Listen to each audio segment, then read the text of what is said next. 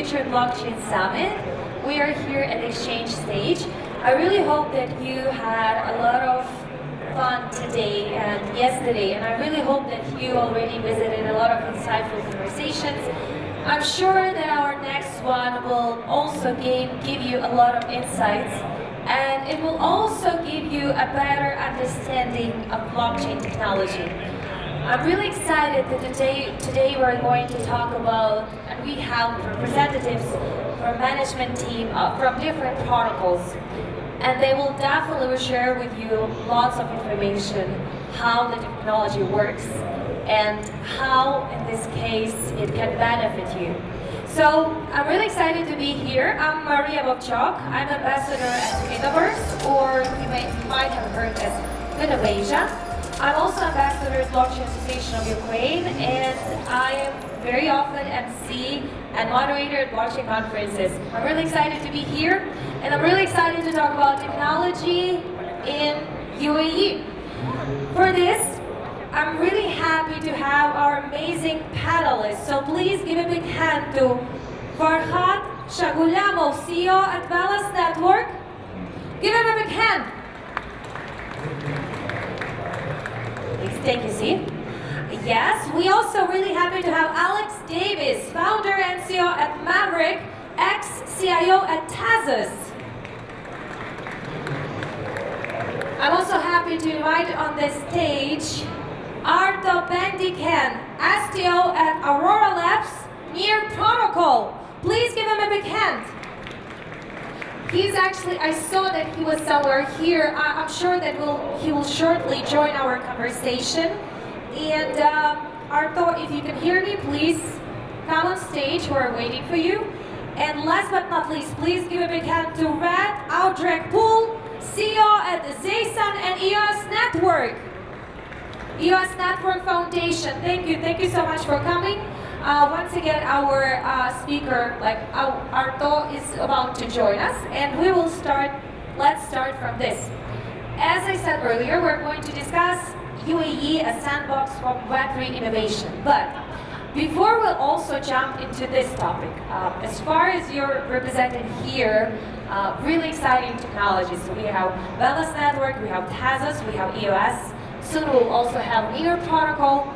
Quick question: if your grandmother, for example, not a kid, but grandma, who, for example, has never heard word blockchain or Bitcoin or Web3, so they maybe or maybe they heard these words, but they don't exactly know where do you work. So how would you explain to your grandmother, what are you working on? In a few words. Who would like to start? Farkhad. So how I always try to explain this to people that don't really understand blockchain technology is that we're building essentially software for applications to be built. And transition Web 2, Web 3 is, you can just look at Web 2 as being internet and then different applications that are being built on it. And then what we're doing with blockchain is kind of the same thing. But in Web 3 you have decentralized applications where systems of control and records are different. So I guess what you just say, we're making a new type of internet, new type of software for applications to be built on. Okay, Alex. What will you answer in this case? Switch it on. Hello? Okay. Honestly, I'd always love to quote John Oliver on this one, where blockchain is basically everything you don't understand about computers mixed with everything you don't understand about money. So, but I think honestly, Farkhad summed it up pretty nicely. It's just a new back end for interacting with the web, where in a sense, where the websites own all of your data, now you can take control of you can essentially commodify a lot of the assets that you normally couldn't do before. So. Rhett? Yeah, I always say just the internet of value, the internet of transactions. Right now you can't easily email somebody some money, and on the Web3 ecosystem you will be able to email somebody some money without using a bank or without using an intermediate, and this intermediation that is very key, I think, in Web3. There's some other words that always pass by when you talk about Web3. Communities is one of them. So we're creating fanboys, communities of protocols, of applications. It's all indeed about technology, software, very different than before, architected very different than before, and it's about money, about financing, different financial structures, and things like open source. Before was very difficult to finance, and with Web3, you will see different financing models based on tokens. By the way, Rhett, please update us, because I believe so that for someone who, for example, has heard about the US, I'll ask you in a different way. What changes have you gone through, taking into account, like, we have heard what was happening in 2017 and how there was a great announcements. In this case, one of the, let's say, the most notable ICOs in the history of the ICOs. What has happened afterwards? Because so many things that afterward, I didn't actually hear a lot of news about the US. So what is happening inside? Yeah, so many people came by the booth. We're just here. I say US, wasn't that dead? No, it was the biggest ICO. Well, I didn't say it was dead, but but the news were like, there was no news. People came to us and asked us. No, it was the biggest ICO ever, done by Block One. Block One promised a lot and never delivered. And one of the things that they also did was every time somebody of the community took an initiative, they basically said, we don't support that initiative, or we were planning to build the same, and that took out all the energy from the community. So it really drained the community in the last 3 years, and a year and a half ago, we kicked out Block One. We stopped the unstaking contract, so they're no longer getting paid. We're studying to sue them because what they did we consider fraudulent, and we self-organized. So the whole community of block producers, global block producers, dApps, etc., we started to organize. We wrote all kinds of vision documents called blue papers, and we started to build that vision. And we'll probably talk about that a little bit more later, but we really started to build that vision. And as of a month ago, we also started to do trade shows again to really tell the world that EOS is not that bad. We're still here, you can build on EOS. And that is currently being done. There's a lot of sister chains that use the same software. Software is called Antelope. Wax, for example, the most used blockchain in the world, is using that protocol, that software. Thank you, Arto. Thank you so much for joining us. Arto from Aurora Labs, near protocol. Quick question, so maybe you haven't heard. If, for example, somebody from your relatives, like let's say your grandma or your grandfather, would ask, what kind of technology you're working on, how would you explain it to them? Usually I say magic internet money. Can you hear me okay? Yes. Yeah. Usually I say magic internet money. I don't actually attempt to explain that too much. If I need to go into details, I'm going to say that it's similar to what happened with email. That imagine if you could just send money over the internet. But then of course you have the difficulties that PayPal exists and so on. So I don't actually try to explain to grandparents myself. Okay. That next question, how would you in this case, like throughout the years, when the founders of different protocols, one of their major goals, what I hear all the time at different conferences or when they're doing presentations is to reach 1 billion transactions per second. So is it an ultimate goal, or is it something more important than only TPS? Arto. To reach 5 million transactions per second? Yes, 1 million transactions per second. Okay. It's not something that we are currently concerned with, but we are building on a technology that will enable that eventually. But it's pretty far out in the future. We are not seeing that kind of use right now. Okay, but if, for example, is it still a goal, or is it like some more important things, for example, Near Protocol has in mind? What exactly is your ultimate goal, let's say, as a protocol? Right now our goal is to go after Web 2 users, as in as far as we can tell, there's about few tens of millions of Web 3 users, and there's far more Web 2 users, so we are going after them. There's enough people going after the Web 3 user base, so that means usability mostly, because blockchain is not very usable for grandparents. Okay, by the way, Alex, in your case, how does it work? What do you believe? What's the most important from the prospect of view of your personal prospect? Yeah, I think TPS is a completely non-relevant figure. There's this obsession with TPS and trying to beat Visa. Yes. Visa does, people keep talking about doing 20,000 TPS to beat Visa's capabilities. In reality, they do about 5,000 with spikes during certain periods. Yeah. It's astoundingly not a relative figure. Today, and what you were saying is that it's all about users. Your throughput doesn't matter if you have 5 people using it. So, if you look at Cosmos and Tezos, Cosmos touts 10,000, transactions per second, but in reality, what have they done in the last 30 days? Uh-huh. They did 2 transactions a second. Oh, okay. So, your throughput means nothing if you have no users. It's like having Sheepside Road, but like 5 cars. Okay. How are you working on community in this case? Because obviously the question of building a community is one of the most important. So how do you do that?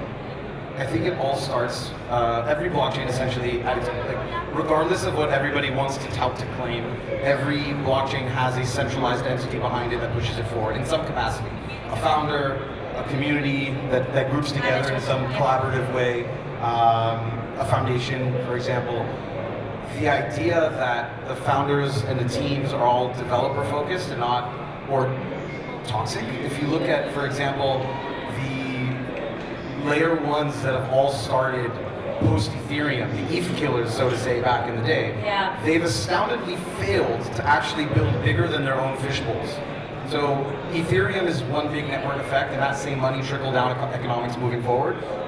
All those layer ones have basically failed to cross the chasm into mainstream adoption. So if you just focus completely on developers, if they're eccentric to not medically diagnose them with anything else, and if you build an internal ecosystem that is toxic at its core or autistic at its core, you're never going to break out into a user base that really needs simplicity. So look at Apple, for example. It made things simple and intuitive for people to use. This is where we get to usability. If you keep thinking that everybody has to have their seed phrase or else, it's a terrible way to go forward. And there's so many different ways, smart contract wallets, MPC, single sign-on. All of this you need to think about the end user and not about spec sheets. That is true. But Farkhad, in your case, what is the core value, for example, for that VELAS network? Is it again about the speed? Is it about scalability? How does it work in your case?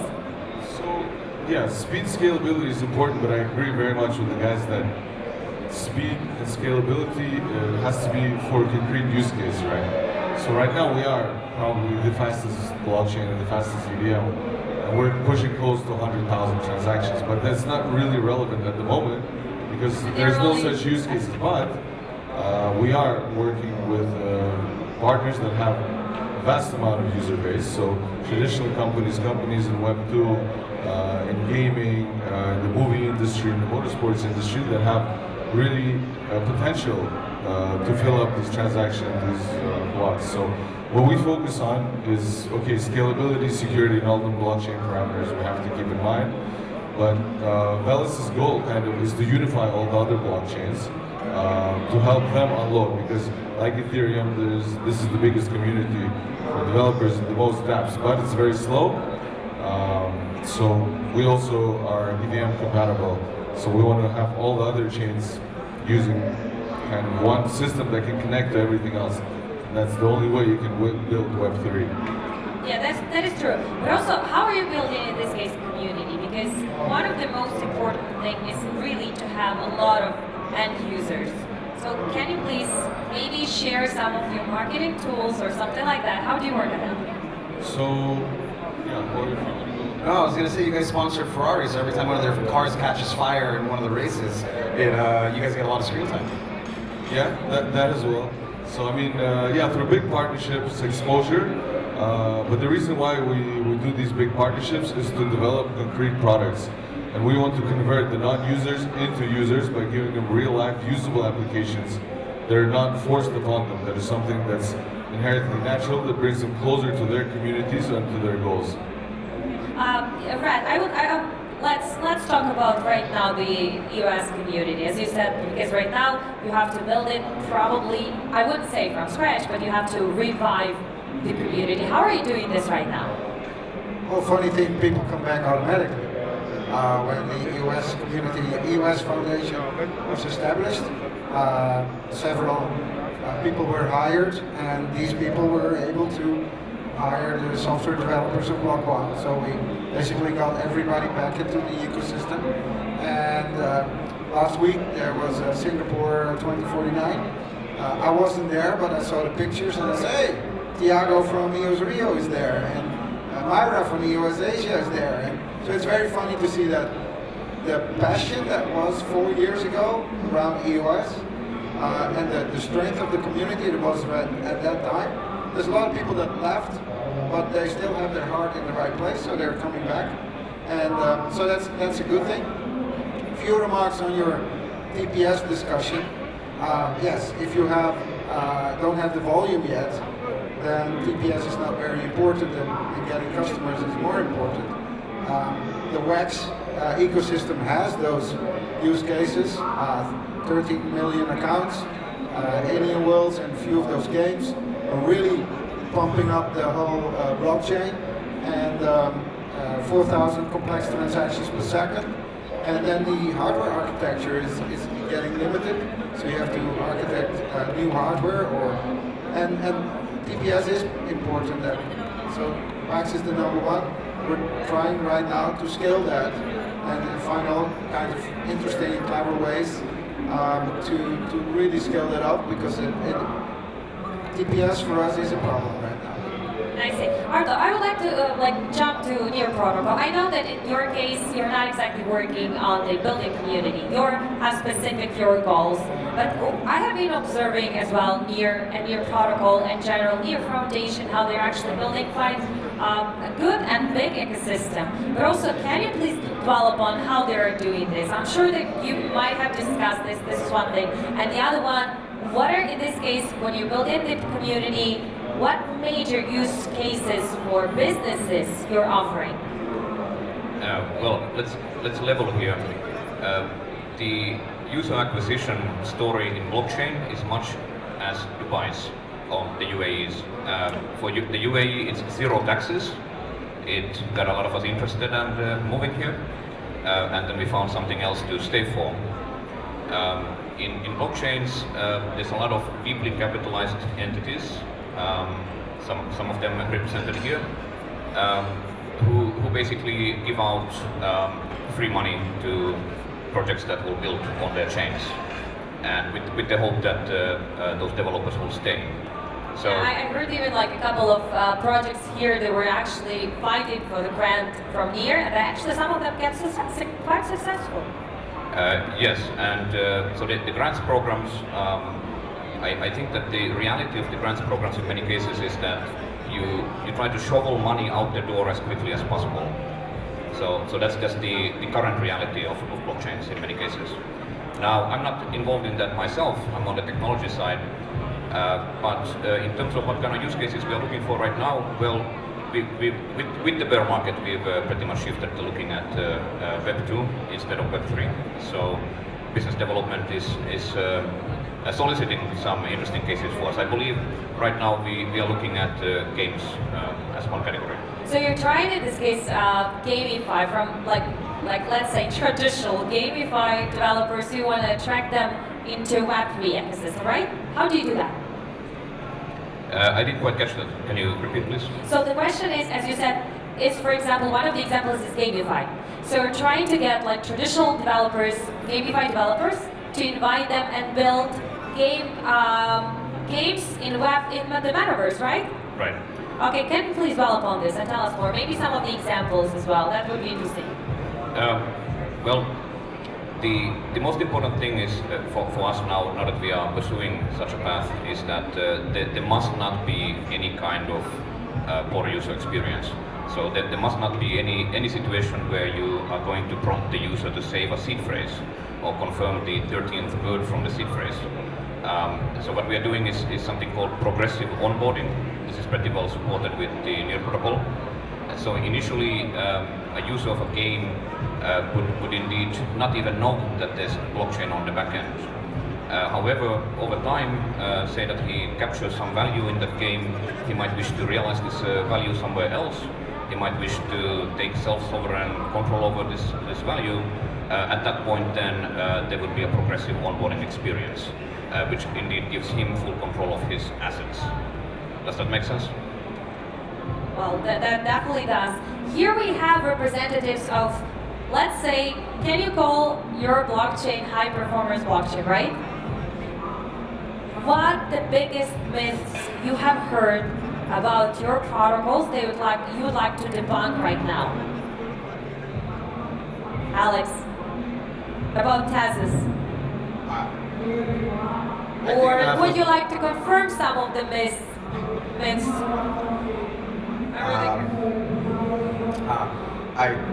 I really feel like there are times when it is prudent to plead the fifth. Okay.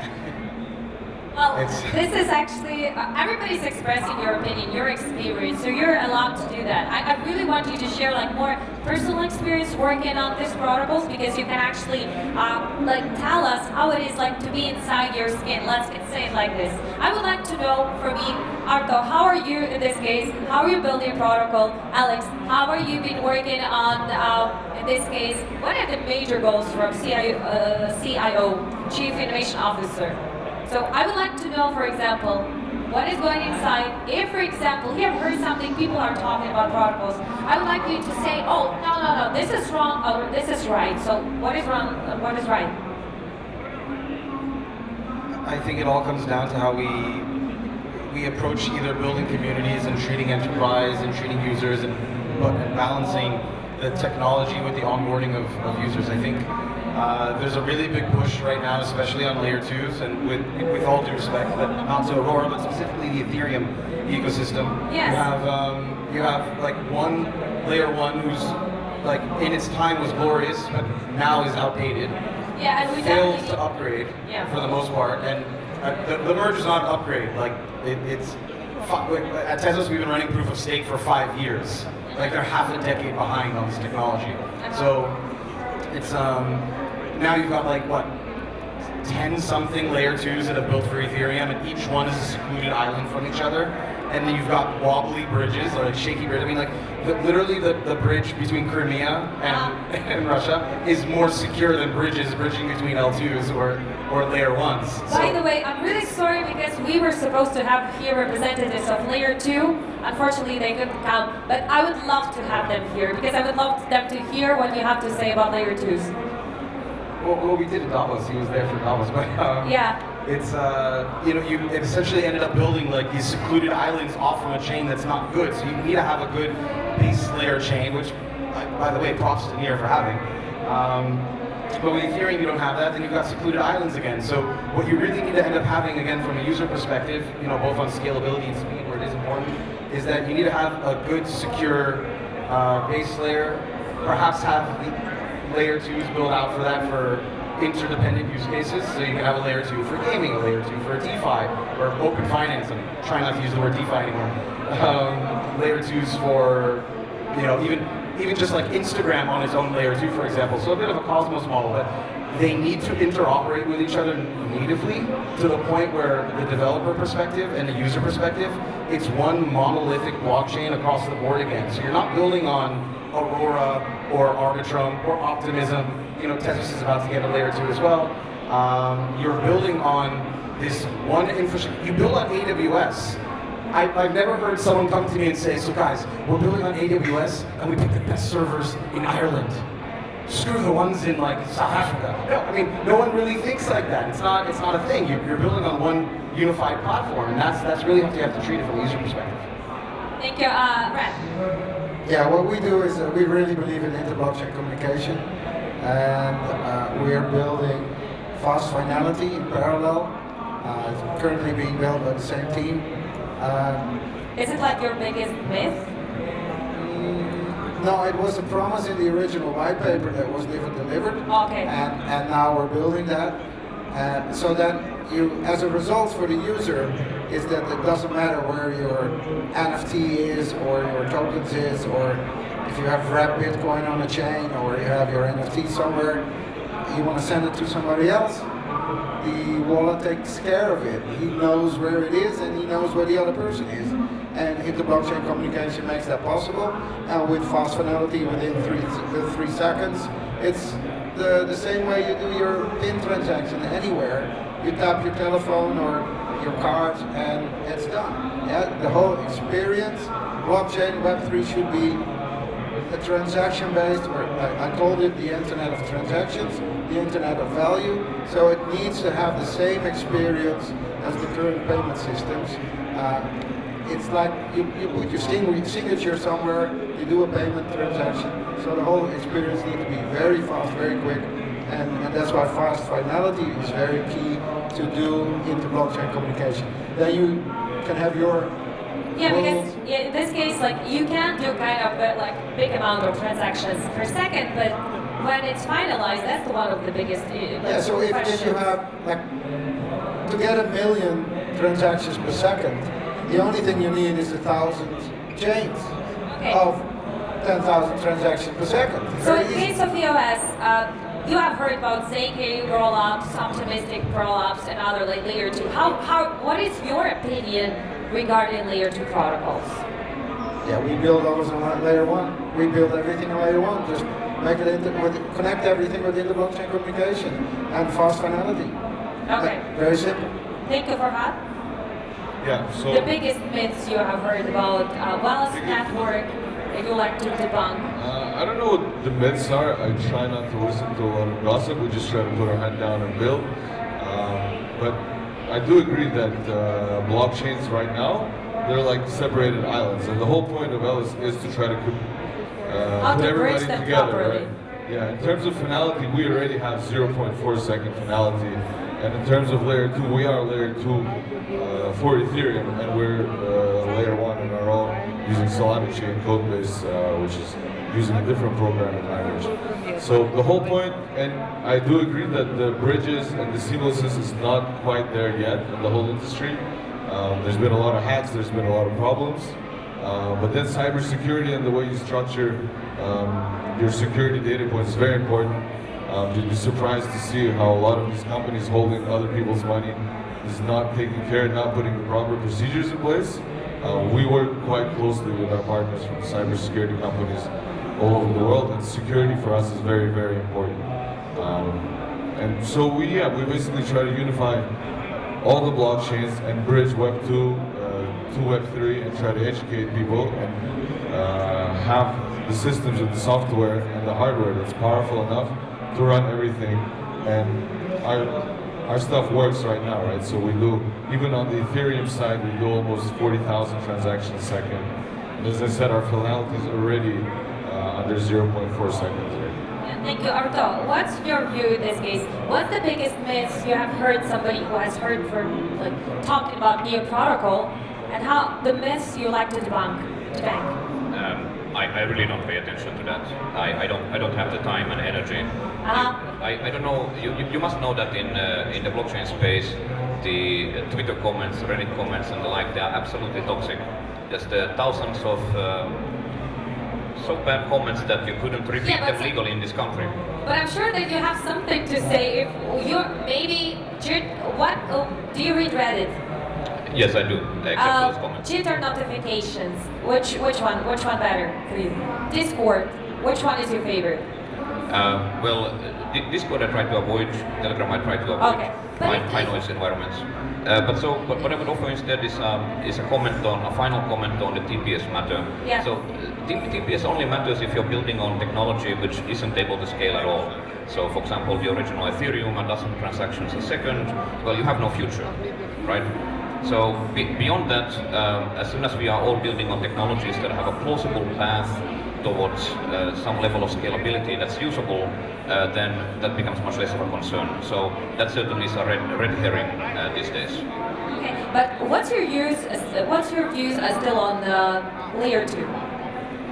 Well, layer 2 has become a buzzword, so I've seen that a lot of projects use that as a marketing term now. So it's no longer about the technological meaning of layer 2, it's become just a marketing term. We are also an L2. I do believe actually that we had some marketing staff at Aurora, they're no longer with Aurora, who indeed marketed Aurora as an L2, which may or may not be the right thing to do. So I think it's mostly meaningless as a term at this point. Okay, now we have here two representatives of two proof of stake protocols and two proof of delegated proof of stake.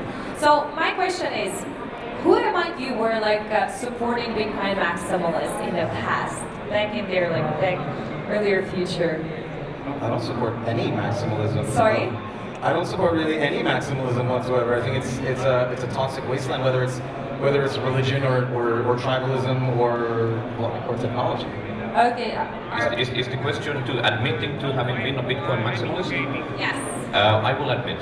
Okay, so my question is, because still we have here proof of stake and delegated proof of stake for protocols.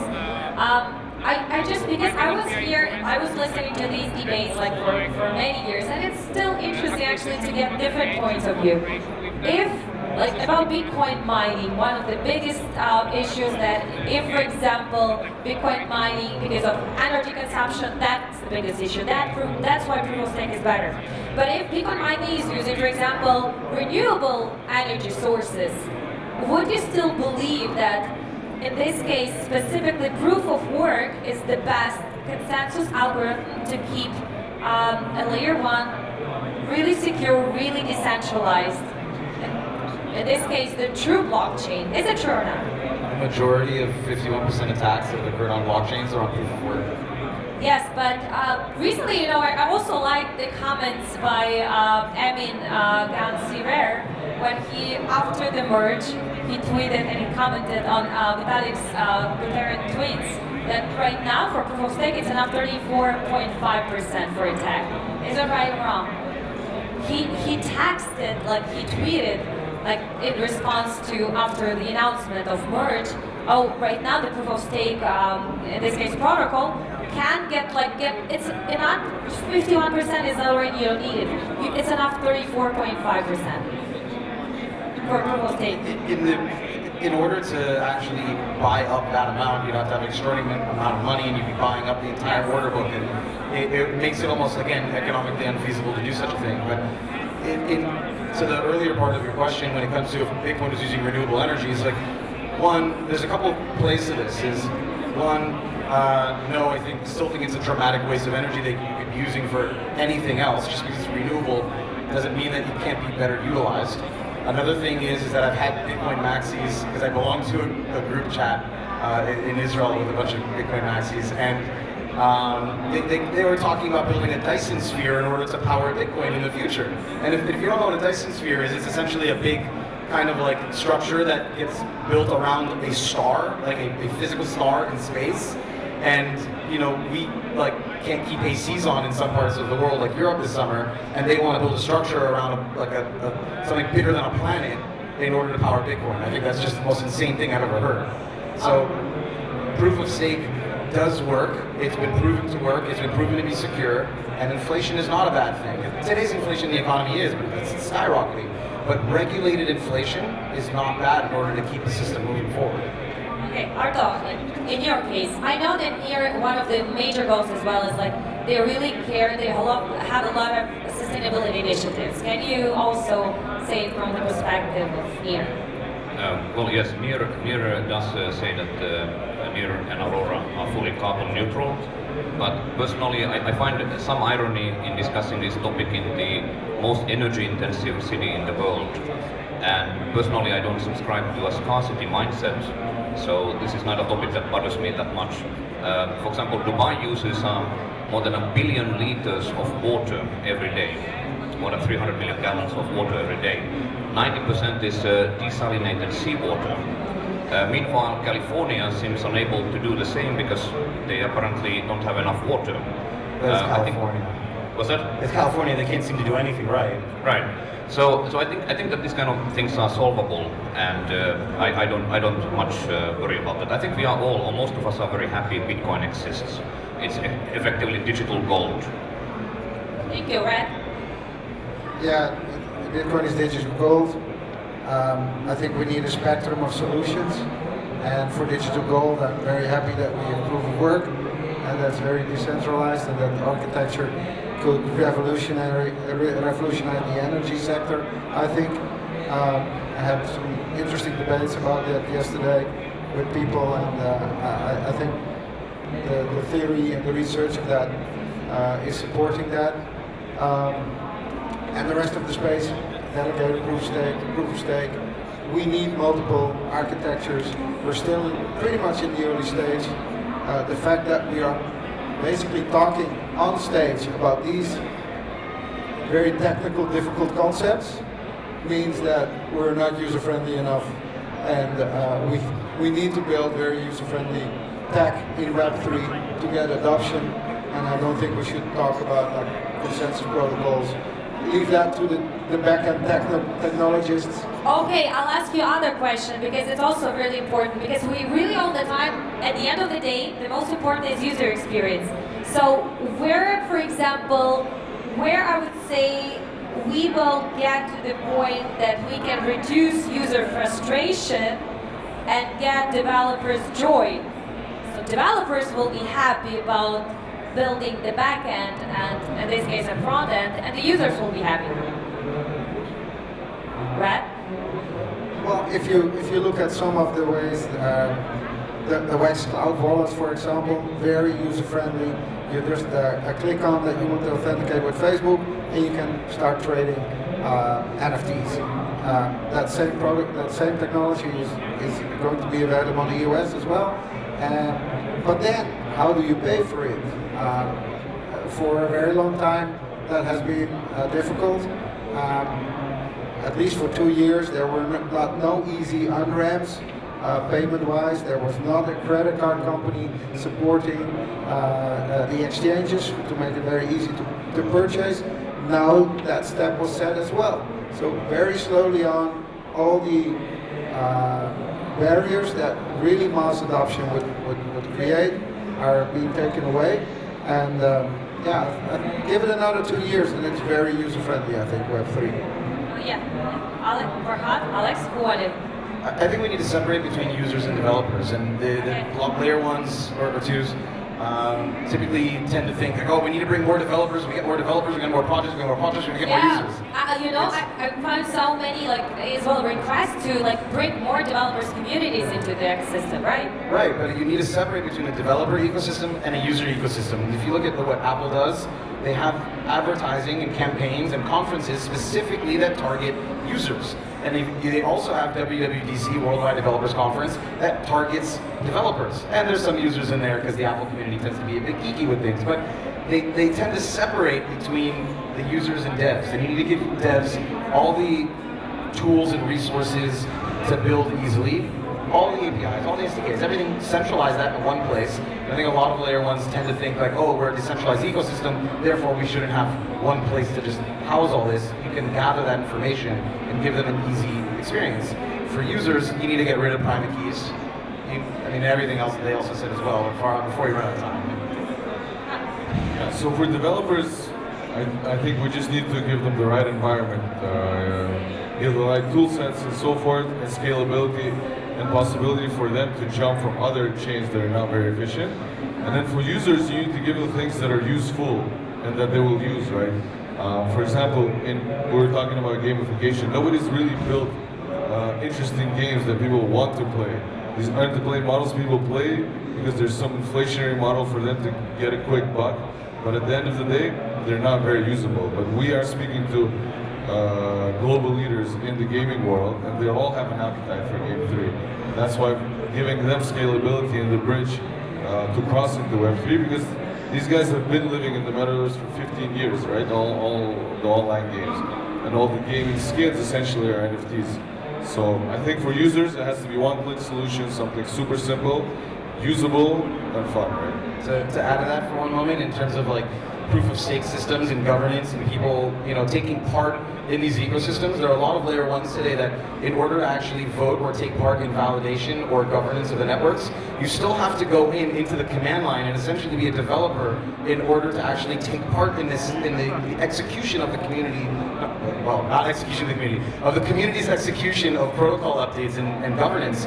And that's something that, to build on what you were saying, is that one-click solutions, you should be able to download an application, run a validator, and actually just click yes, no on a protocol update or anything else. So that's something that, there needs to be a focus on. And just to interject on your request for no need for seed phrases, I actually built a system called the VELAS account, which is a seamless login system, much like Facebook or Google, and uses the seed phrase attached to the browser already, and that lets you log in and get paid to log in without having to remember your seed phrase, right? Thank you. Right now, I would like to jump because we actually started talking about UAE, and one of the things, I know the majority of you are here, if I'm not mistaken. You're based here, yeah? The majority of you, not all of you. So how many also startups do we have based right now? I know that we have representatives of businesses, startups here in this room. Please raise your hands. Who are representing a startup and you're based in UAE? 1, 2, okay, 1, 2, 3, 4, 5, 6, 7, 8, 9. So I would say, frankly, approximately 1/4, or maybe less, but still, everybody is coming. How do you see UAE? As far as we can see, there are still quite a lot of startups. I know a lot of crypto startups here. What is the ecosystem here? Is it a very good place to grow your ecosystem and maybe attract as well developers and really attract more users on the other hand? Let me take that one. We have 1/3 of our staff now in the UAE. That's largely the result of the Ukrainian situation. Back in February, we evacuated people from Ukraine, Belarus, Russia to Dubai mostly because of the visa regime.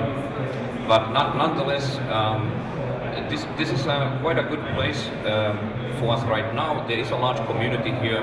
I would say it's a little bit top-heavy, as in there seems to be at the moment more VCs here than developers, but the developer community is developing as well. So I landed here myself early last year, and I've been here mostly since then. At the time, there was a significant difficulty in obtaining, say, a bank account if you were a crypto developer. So I went to one of the major UAE banks and I requested to open a business account. And the customer success team told me that after reviewing the pile of papers that I brought with me, that I spent all night printing, they told me that we are not going to be able to pass this on to compliance, because compliance is going to flag you, because when they do Google search of you, there's going to be crypto. When they look in your LinkedIn, there's going to be crypto. When they look at your bank statement, there's going to be crypto. So that was the situation when I arrived. But of course now with the new regulations as of this year, the situation looks much rosier. And I go here to regular crypto meetups. I can recommend, for example, the Crypto Biddlers meetup.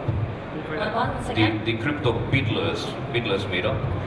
That's a weekly or semi-weekly meetup, and that has usually 50 to 100 people, many of them crypto refugees like myself from all over the world. You hear very, very interesting stories of why people move here. So I think there's a very, very nice budding crypto community here. Thank you, Farkhad. Yeah, I think Dubai is great. So I moved here from Switzerland, which is probably like in that case, it was considered it's European crypto hub. It's probably the most advanced global jurisdiction for blockchain, right? And we've been banking in Bitcoin for over 5 years. But we moved here because it's a very nice lifestyle, very nice environment. In terms of project flow, I think the projects are getting better quality. Same situation as I have the 3 offices in Ukraine, Russia, and it's no longer possible for developers to be housed there. So some of these guys were moving here, some of them are elsewhere in Europe. But in general, I think the laws and regulation are changing positively. Banks are starting to work, and the capital is starting to flow. So I think this is just the beginning, and Dubai has a bright future in this industry. Thank you, Alice. You also relocated here recently. Yeah, I'm still in the process of moving here actually, starting with retainer next week. So it's Dubai is basically, well, the UAE for the most part, is really at the forefront of a lot of different factors that kind of lead it to be a perfect storm of events for leading the way forward for crypto. So one of them is simply the government is embracing it. Like a lot of companies right now simply won't go to the United States because of like everything that is going on with the SEC, with the CFTC, or all these different organizations that are trying to have a monopoly over regulating crypto, and really in practicality, neither one really has their own full jurisdiction. So one, there's an embrace of crypto here. The laws happen to be amazing for taxation. How many people here are American? Okay, you live here? 2 people. Okay. You live here? Okay, Have fun reporting your taxes. So, so you know, the taxation is actually really great here as well compared to other places in the world. In Israel, for example, you can be taxed up to 60% on tokens, which is insane. The UAE sits in between, you know, the West and the East, so it's always been like this kind of like middle hub between everything, and that's growing. And then also regional stability. So you look at all these different things in the world, and especially as they're trying to diversify away from oil, diversify away from tourism. You know, London's been a financial sector, and they have, you know, they're also, a lot of the families here are Western educated, and they understand to, you know, to break forward into the future rather than be archaic. Thank you. Rhett, would you like to relocate here? Well, I reallocated 6 years ago to Portugal from the Netherlands, and the tax regime in Portugal was very positive up to yesterday as well. Until yesterday. Yeah, yesterday the news came out that they may tax it with 28%. So will they do that or not? Well, I'm debating with the lawyers that are advising the cabinet, and the right wing is pushing for taxation. And I think all the Bitcoin nomads will immediately leave Lisboa. We already heard that rumors, and because Portugal, for example, doesn't have the flexibility, other things like we hear here. It's a very bureaucratic country, but it had no tax on crypto. It probably will not have tax on Bitcoin, because Bitcoin is officially a currency in Portugal, and currencies cannot be taxed. And if you do anything on NFTs, it will likely be taxed as an art piece. Okay, thank you, Rhett. Last question. Yeah, I was just going to say, if you need a good real estate broker, we probably all go. Just last question, very quick. You also might have heard about the Metaverse strategy, which was adopted in UAE. Maybe you have also heard, everybody probably, about Ready Player One. There will be very soon the third movie, if I'm not mistaken. If you were a movie director and you would have to showcase, depict how it would be in Ready Player 3, Ready Player 3, what would you show it there for people who are right now just like starting, like learning more about Metaverse? Arto. Well, I don't have a plot directly at hand, but I would offer this perspective. I consider Dubai mankind's first terraforming project. People move here because of the low taxes, but I think I stayed because of the ambition. Everybody in this city is driven, ambitious, future-oriented. There are no lazy people here other than tourists. And this energy here is insane. These are the kind of reasons why I stay, and I think that you could certainly come up with any number of good plots. Okay, thank you so much, Rhett. I haven't seen the movie, but I think the metaverse and everything Web 3, it feels really like the first phase of the internet, when we didn't have social media yet, we didn't have search engines even in the beginning. We're really early stage. And the killer apps simply need to be born. And if I would be a movie director, I would search for these killer apps. They're probably a very small booth somewhere here.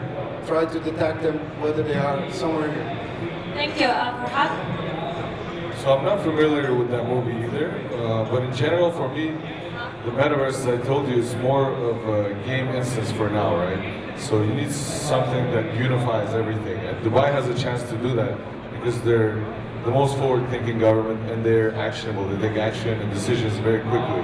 So if they allow, I don't know, a utopic world, let the developers build and just give toolkits like in a platform, let us build the metaverse in all its different parts. Let them connect it all in one place. Thank you so much. And Alex? Also didn't watch Ready Player One, but I guess I know my evening plans now. So I'm not sold on the metaverse. I'm probably like a complete bear on it. I think it's quite detrimental for society, actually, but there are elements that it's great. I mean, we all kind of grew up playing video games, and those in and of themselves are kind of like metaverses. These open maps, Call of Duty, CS:GO, etc. So they have their roles there, but I think it's a hyperinflated market that very few will gain traction, and the rest will wither away. Thank you so much. Please give a big hand to our amazing panelists, Arto, Rhett, Alex, and Farkhad. I'm Vovchok. Thank you so much for coming, and please enjoy the rest of the Future Blockchain Summit. Let's take a quick picture.